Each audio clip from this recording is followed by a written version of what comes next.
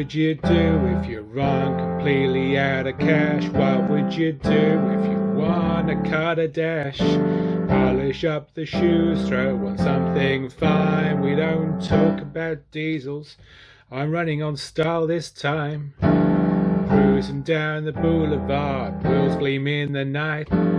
Beige leather interior, looking chic alright. Money's a little tight, but I'm feeling brand new. Living large tonight, no budget reviews. Blues! What do you mean I'm not getting paid for this?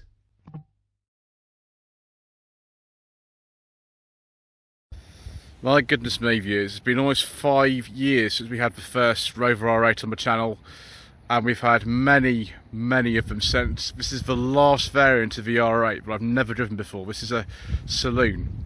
Dates from 1993. It's a 420 GSI. Very unusual combination, this.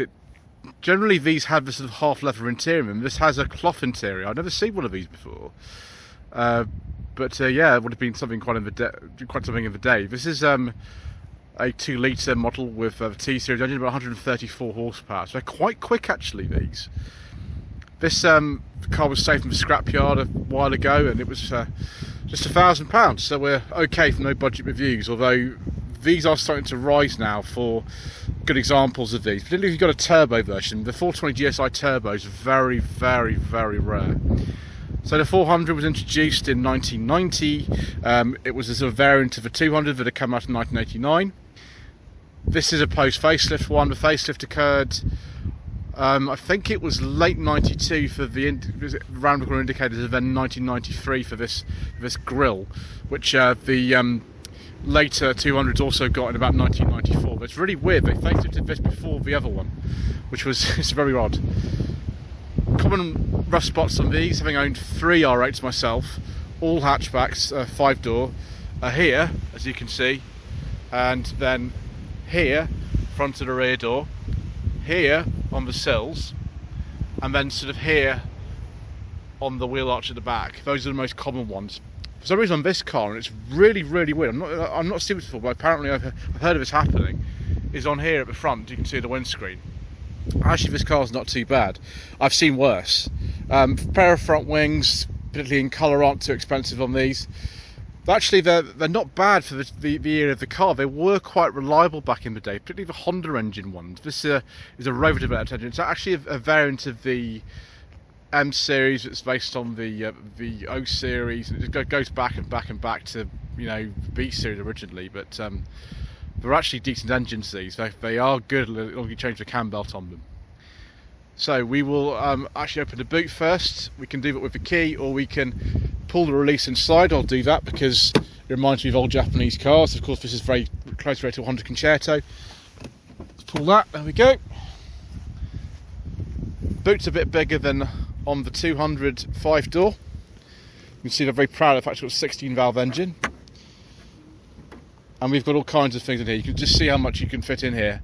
Now, the Tourer would be more than this. We've had to sort of coordinate this sort of thing at the last minute due to some sort of things, so I'm trying to clear this out. But you can see you can fit loads of stuff in here, absolutely tons of stuff. The Tourers are really rare now, actually. These are a bit more common, but they're still not the most common cars anymore. You can still pick up, say, a 414 or a 416 for £1,000 if you want to. Generally, like, nicer ones are a bit more than that now, but these are still no budget reviews cars. This car, because it's a rare specification, particularly with this cloth interior, which I've never seen before on a GSI, although it is a GSI interior, it's just a very rare thing that somebody would opt for one of these. These are a bit more expensive. So we've got the centre armrest, and we've got the headlining, which in this car is actually really good. Most of these are sagging by now. The 2 of the ones I had are very bad headlines. This is okay. Someone's actually repaired this, so it's not too bad. The rear space is okay. I think these are the same length actually as the standard 200. There's no more space in here than a normal one. It just feels like there might be. These were far more expensive than the 200s. They were sort of rivals to things like a Primera, which is a bit weird when you think about it, because a Primera is a much bigger car than this, or Mondeo. But Rover thought that actually they could get away with charging a bit more and then make the 600 even more expensive than, say, a Mondeo or a Cavalier, and they got away with it. These cars were very, very profitable for the company, and actually they sold a lot of them. So we've got windy windows at the back. We haven't got electric rear windows. I've never seen too many of these electric rear windows. I think you could get them on a GSI, but this one doesn't have them. We've got an ashtray in the back of here, and we've got mat pockets. I mean, I prefer personally a beige leather interior. I have owned one of these with a beige leather interior, which was nice. But this is a bit more powerful, and it's a manual, so it's a bit better to drive. And also we've got alloy wheels on this car. I gather actually when Patrick bought this car, it had steel wheels on it. I didn't think the GSIs came with those. I think maybe somebody's put those on later, because these are now a correct set of wheels for this car from 1993.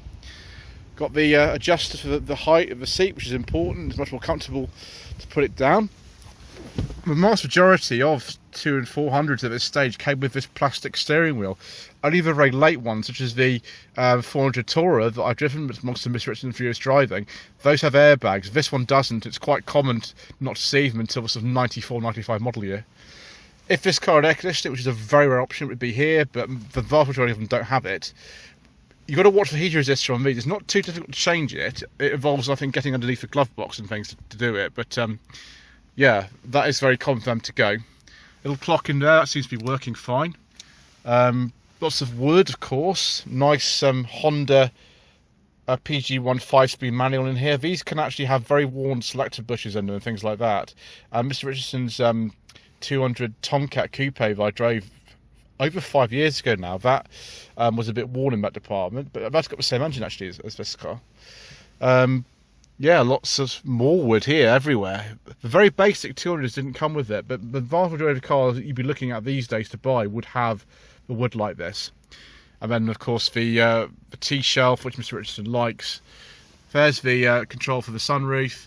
If this car had an airbag, actually the light would be just here because the dashboards weren't originally designed for them. Then all the controls are sort of here. It's a very airy cabin. It's very easy to see out of this. When we owned the second one of these I had, my lady wife actually enjoyed driving it. It was a 1991 216 GSI SLI Auto, that one was. And the interior is a little bit different than this. This is a bit nicer actually, to be honest. But yeah, very easy to see out of when you're parking and things like that. Very, very long door bins, incredibly long actually. And there's the Honda electric mirror switch that was around for many, many years. Little coin tray, which is velvet, sort of felt lined. And then if you had electric rear windows, it'd be on here. I have seen some of these electric windows, and they're just on there. Yeah, what more is there to say that I haven't said a lot of times, apart from the fact that I'm incredibly excited. You've got an electric sunroof, which I won't be touching. So we're going to have a look under the bonnet and the mighty T-Series that lurks beneath. So here is the T-Series. It developed to the M-Series, which is developed to the O-Series and all sorts of things like that. This car developed 134 horsepower. They are nice free-revving engines, these. Cam belt covers just on the side of here. This cam belt's been done, I think it'll be the last 10,000 miles of the car, so you don't have to worry about that for a while. They are prone to cam cover gasket leaks. As you can see, there's a little bit of a weep on this one, which is really normal. Unlike the Honda engine, the K-Series and the M-Series and the T-Series in these, they turn the normal way. The Honda D-Series, the engine is the other way around. The gearbox is on the other side, which is incredible. They think that they actually designed engines that turn in completely different directions for the same car, but they did, and the Honda engines were used right up until the end of mainstream R8 production, which is in 1995, when they were replaced by the R3 and the HHR. But of course the Coupe, Cabriolet and the Taurus had continued till 99. So we haven't got any fog lights in this bumper or anything like that. We haven't got a Rover Sport bumper, which would have come on the turbo version. The turbos are very rare and very crazy. Yes, they actually command a lot of money when they come up for sale. Anyway, let's go for a drive, shall we, viewers?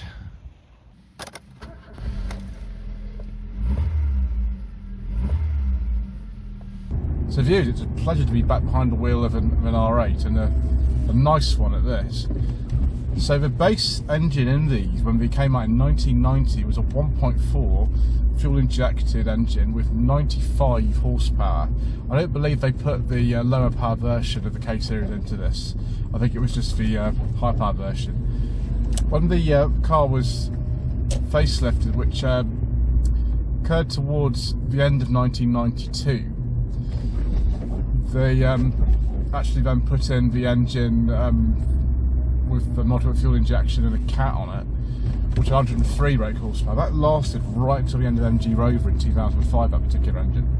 Then we have some Honda engines, there were 3 of them. One was a single cam, then there was a twin cam version as well. They were anywhere between like 108 to 130 horsepower, depending on the year, whether you got a cat on them. Some of them were in the GTI twin cam. Then there was an M series engine, which was very, very rare. I think it's also about 130 horsepower. I don't know why they bothered really, because it's so similar in output to the Honda one. Above that is this T series with 134 horsepower, which is not that common in one of these, but more common than in the R8 5-door hatch. And then of course the terrifying T series turbo with 197 horsepower at 420 GSI turbo, which is very rare but also quite exciting. There are also some diesels available, but as usual, due to controversial government legislation and all kinds of other reasons, we don't talk about diesels on this channel. So I've driven loads and lots and lots of these over the course of many, many years. The first one I drove was about 5 years ago, which was a 1991 SLI automatic 216. The second one of these you would have seen on the channel was maybe Mr. Richardson's car, which would have been a 1993 220 coupe. He's still got that. Then other ones, I've driven a 216 Cabrio that he used to own as well, Quentin. Drove that years ago. Another 200, 214 SLI owned by Mr. Harwood, who's known as Rover Joe. Then of course the 216 GSI automatic I had for 1990. Then the 420 GSI Tourer that Mr. Richardson still owns. Just loads and loads and loads of them. The only one I haven't driven is a 3-door hatch, which is very, very, very rare. We haven't driven one of those. But you know, I've driven virtually all the engines as well. One thing that is very rare is the 416 GTI. They're very, very rare. They were only made a couple of years. There was one of them actually for sale for a while, but the thing was, I don't know whether it was actually worth it or it wasn't. They command strong money for good examples of those, but the thing is very few people are looking for one, so it's just one of these things. Whereas 414, 416, something like that, particularly if they're a bit tatty, they're no budget with used cars all day long. This one, it's a bit hard to value it because they are sort of quite rare in their specifications. This one with a cloth interior, but maybe £2 grand, £3 grand, I don't know. If you actually did want to sell it, well, I'm not sure Patrick does. He quite likes it, and so do I.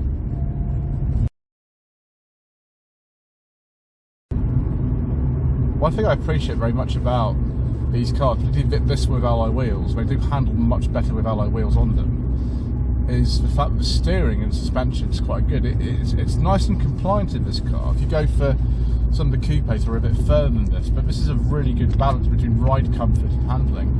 The steering's really nice actually as well. The Honda suspension system in these, although the Concertos have a slightly different suspension from these ones, is actually a very good platform for a nice handling little car like this.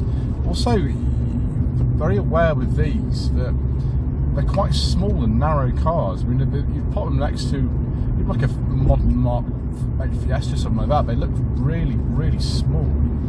But they have enough space for most of the needs that you'd have, and that's one of the things that's really good about them. Why we need cars of the size we do these days, I don't know, because in the 1990s we managed with things like this.